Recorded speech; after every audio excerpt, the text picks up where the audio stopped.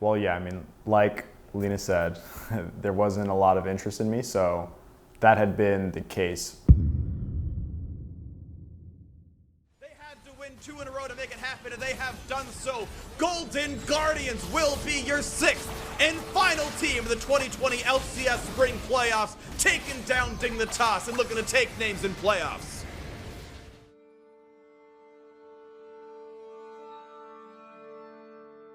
I think when we brought together all these personalities, we had initial struggles just making sure that we can combine the different playstyles of the team. And in the very beginning of the split, we were kind of in the honeymoon phase, which is like when you first assemble a team, everyone is like exceptional teammates and tries to really prove that they're really good teammates. But as the split went on, then we started to kind of struggle to mesh these different playstyles together. But after a few weeks and near the end of last split, we definitely made like a run and we won like 3 out of our last 4 games. So we did end up doing it, it was just a little bit too late.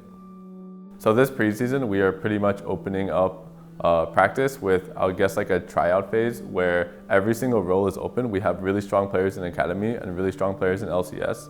And at the moment, we kind of just see it as 10 players and we're alternating rosters constantly, having like Lord and Viper split time, having Acadian and Dardoch split time, and it goes through the roles like that. And then based on who performs best and based on the synergy that we see between those teammates, we're then going to finalize a roster early next week. And then that will enable us to start building synergy and start to really focus on like our team play and our macro after we form those initial 5 players.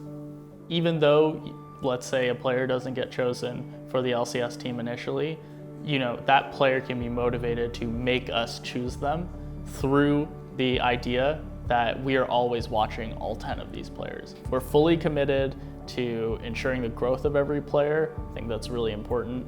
And I think we're fully committed to finding the best possible 5 configuration. And that can be dynamic too. So the best possible 5 in week 1 doesn't necessarily mean it's the best possible 5 in week 8, right? The meta changes, the players change, people are who are more proactive with their growth will see better results. So I think that's just the way to go when you have such a talented roster and you have so many people who are so hungry and willing to succeed.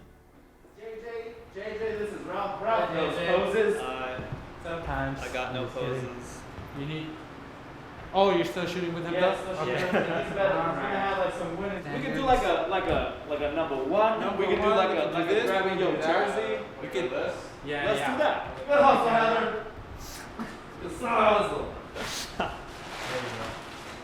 We're at the Dig Asset Day in Culver City, California, I guess I can say. And we are basically revealing the new jerseys, revealing new apparel, gathering the team to show everything off and give everyone the kind of resources they need for the summer split to start off.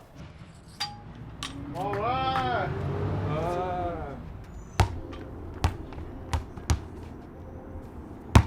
It's your turn.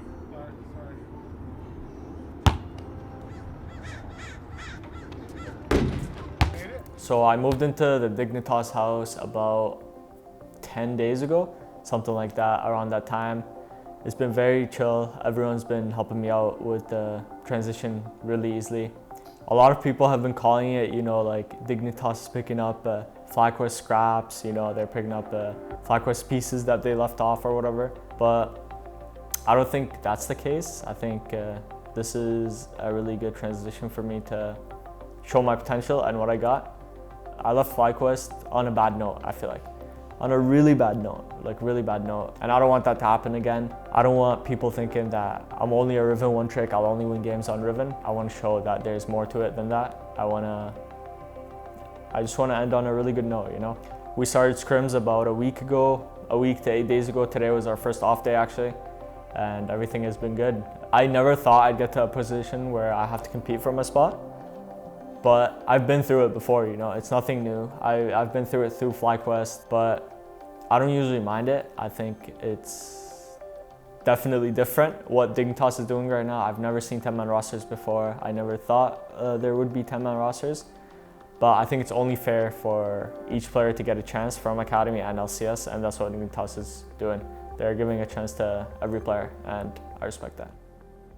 Like Lena said, there wasn't a lot of interest in me, so that had been the case from behind the scenes for way before the leak happened. I'd say like a few weeks before. I had already known like what my status was in terms of like the market, right? So me personally, I wasn't necessarily super, it wasn't like catastrophic, right? Not like everybody's throwing out the word like career ending or things like that, but to be frank, like if your career's in that point to begin with where people are not interested in you, then you know, one leak or somebody saying something like that isn't necessarily going to be the tipping point of, you know, my career's downfall or something like that.